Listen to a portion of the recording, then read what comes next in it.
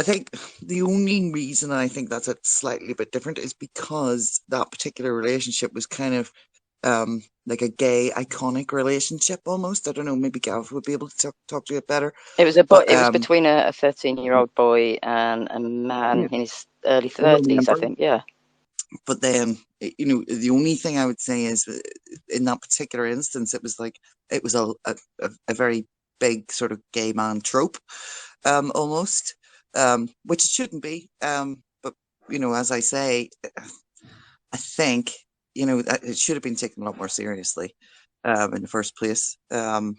Absolutely.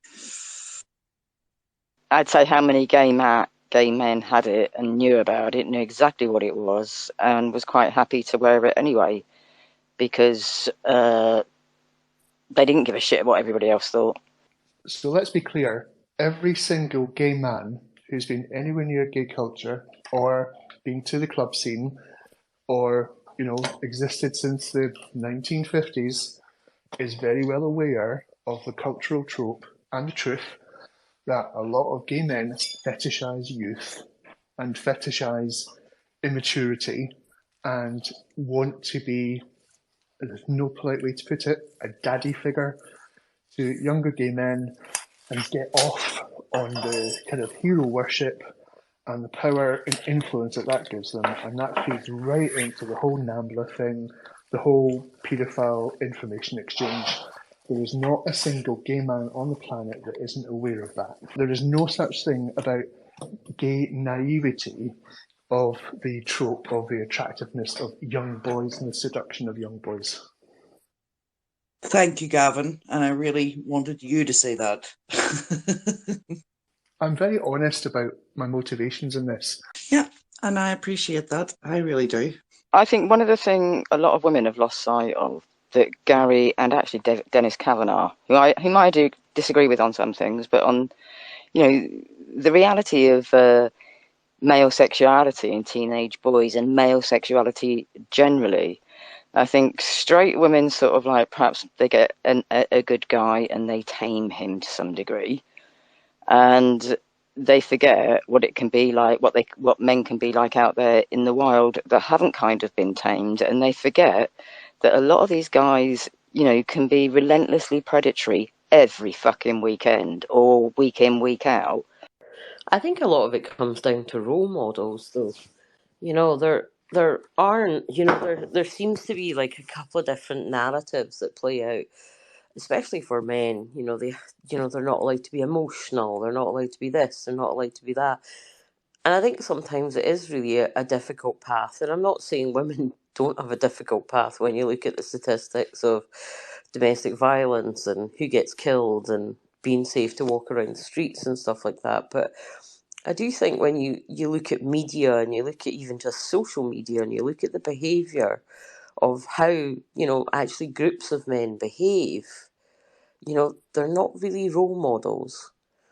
And even if, like, something I know quite well, the gay scene, people are even frowned upon if they're, effeminate in any way by even some gay men. It's that kind of, everyone's different. And I think it should be based on more character traits and how we come across than anything else. The other thing that I find men struggle with is being honest about themselves, which is probably why I have a real soft spot for Gavin. Indeed. Whenever certain men sort of weigh in and go, "Oh, I'm going to speak about this," when they haven't a notion what they're talking about, they're getting into women's business, which is what they're doing. And then who suffers?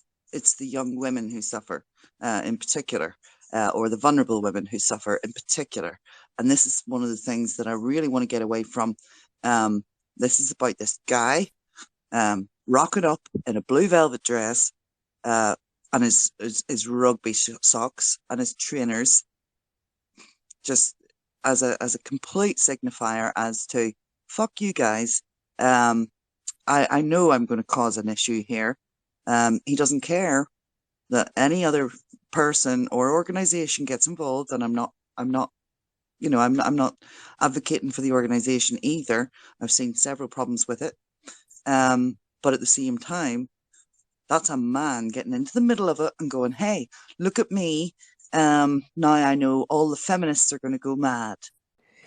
I think there's a few issues with this, and it's, I think there's a few problems. One is the definition of what an AGP is, and then what trans is. People get confused. They want to lump all the males that sort of identify as feminine as AGPs, and they also want to identify sort of all the women who want to change gender, stuff like that. And to me, I think there's four dominant sort of categories within under the T, shall we say. It's really, really complex, and I see it quite a lot within people that don't have a background in medicine. They very much, everyone's an AGP. They've got an element of it. No, actually, in the male side, it's a lot more complex than that. And I'll try and kind of simplify it a little bit, but it is very difficult. So the T was added to LGB because of and Gavin can confirm this or not, because of the highly effeminate gay men. And there were very, very few of them. Very few of them. They really just didn't exist. They were like rarer than pandas. You rarely met one. But there's a definite difference between the ones that prioritise their fetish, like this guy, who are probably more than likely heterosexual. They may say they're bisexual. And then on top of that, you have people who are gay, but they present in what most people would stereotypically have as a more feminine form. And when they identify under the T, they come with a whole heap of problems. And you have sort of an element within the sort of gay community who identify as T. Most of them have, not all, but most of them will have complex psychiatric conditions. Now, all of that just in itself is pretty horrific to deal with. And then you have body dysmorphia. And then on top of that, they may have a fetish for dressing in women's clothes.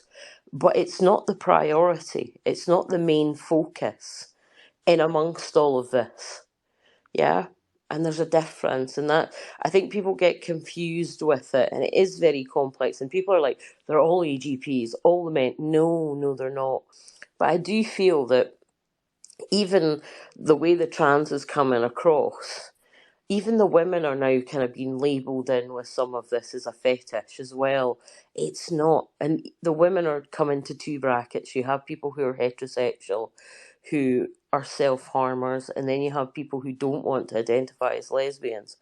So within this whole remit, it's like a hodgepodge of stuff. It really is.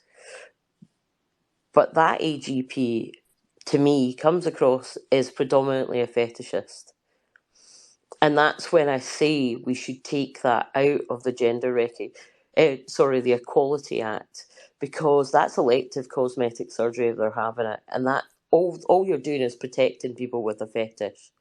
And we could make provisions for people who are gay, who present more in a feminine form. But when they're using female pronouns in front of a primary school and they clearly look male, that shouldn't be happening. But they're protected under the Equality Act in Britain. And that would be the easier one to target if we want to fix this, is actually just take that category out of the Equality Act and also get some confirmation that people need a GRA certificate to even change their markers medically. No. They are not to be allowed to change their markers medically. I don't give two shit. But if you're going to repeal the GRA anyway, then they won't be allowed to do it. What I'm saying is they need to have one before they can do it while we're repealing it. There needs to be something in writing that says that before you're allowed to change your CAI number to a female one, you need a GRA. Before you're allowed to change your passport, you need a GRA.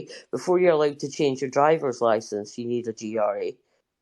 Whereas just now, they can just sign a bit of paper and get it done. Yeah, but once if we go through the process of just making it very difficult for them, then we've got set into law that they can do it legally, and then we've got to repeal that law. I'd sooner just repeal the GRA. Yeah, but it's going to take 5 to 10 years to do that. It's much easier actually to change the biological sex markers and draw a line through that part of the Equality Act that gives them coverage. You'll also probably get more support for that just now than you will do getting to repeal the GRA. No, I would still be concerned about getting it into law. It's like how hard is it going to be to repeal the GRA? Like you said, About 5 to 10 years. yeah, So, but like so if we do nothing, Spiky, so say we just go, right, we'll just repeal the GRA. That means 5 to 10 years, people can still change their driver's license, people can still change their passport, people can yeah, still change people their can still marker. move. People that want to go down that road can go down that road, and most of us will support it down that road to a degree, unless it's clear that it comes into conflict with the capacity to repeal the GRA. It's probably not going to take 5 to 10 years. It might take about 20 years to repeal, is really what I'm saying. If you look at the time frame for repealing Section 28, it is so complex. And what I'm looking for is a solution that we could maybe do in a couple of years that would cover a lot of the problems that we have. It won't cover all of them. It will never cover all of them until we do repeal the GRA. But it's like a semi-solution. And there's lots I, of things that when you actually get rid of the entirety of something, doesn't matter if you have a little bit of an add-on because it'll be 5 to 10 years down the line. That's all. Having done this and sat in meetings to get things repealed, trust me, it's an absolute nightmare. An absolute nightmare. and I completely get you on that. And it's not that I haven't looked at this, and I don't think that Spiky hasn't looked at it. To to change that amendment of gender reassignment is something that we could work on. But what I want to be careful of is that the words or the phrase gender identity isn't getting enshrined into law whilst we do it. That is something that and the Gaelic competence and the Fraser document or guidelines, things like that. I think we need to be very careful, like they're trying to do in Wales, with the way in which they're trying to bring in almost self ID through the back door of a women's quota. We've got to watch out for every single law that goes through our parliament at the minute. You really can't give these people an inch. You have to really make a distinction between people that have got gender dysphoria, which I think is vanishingly rare in my experience, and as Nay said, the other categories of folk who want to leave their gendered body behind because of a whole host of other reasons which have got nothing to do with gender dysphoria, and then these autogynephile, unpleasant people who get a sexual kick out of you being an unwilling participant. Welcome, Chris. How are you today? Oh, I'm not bad for an old girl. Just enjoying. I was listening to KJK Space this morning and thought I'd come in and see what else you've got to say. Yeah, it was a very interesting space, wasn't it? It was. It really was. Lots of different perspectives, but absolutely just saying what a lot of us feel and think, and then what a lot of people can't say. Particularly like some detransitioners didn't want to say anything. I got that from quite a few people in private messages. Go to the other side and you'll get plenty. Nay, go ahead. Yeah, I think there's an interesting sort of dilemma within this movement because the people that are kind of more of a voice have actually had to leave their career to be more of a voice. And therefore, they've lost their job, they've lost their livelihood, and they've made this as like a substitute, if you know what I mean. If they don't have someone supporting them, i.e., they don't have a partner, wife, husband, whatever, that can help pay the bills,